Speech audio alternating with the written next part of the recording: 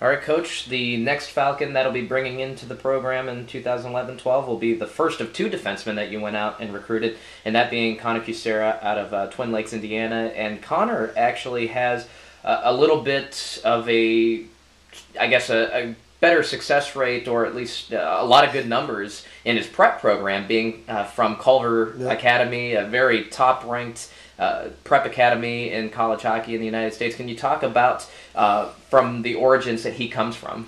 Well, I think Culver is a big piece of that. I mean, me personally, and we as a staff have strong ties with the coaching staff at Culver.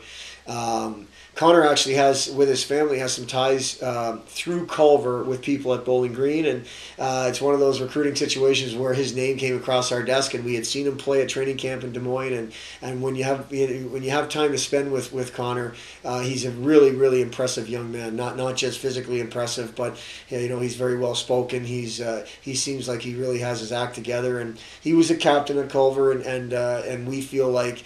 Those things say a lot, and all the homework we did on him, what we'd seen on him on the ice, and obviously the time we spent with him, what we felt about him, it made it pretty much a no-brainer decision to add Connor to the mix for next year.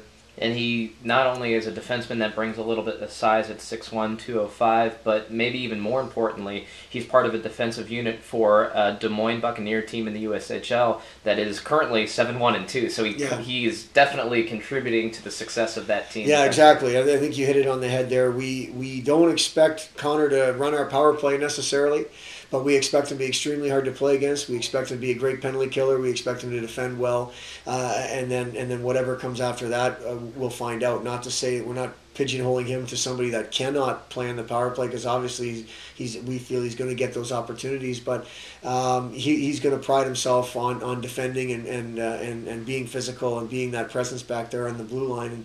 And mentioning Des Moines' record, this was supposed to be a transition year because they did lose some guys. They lost a coach, and they've obviously done a nice job, and Connor's been a big part of that from the defensive end for sure. And when we talk about Connor's game in particular, what is it a strength of his that he will bring to Bowling Green? I just think his overall physical presence is something that we look at him to fit in right away with us.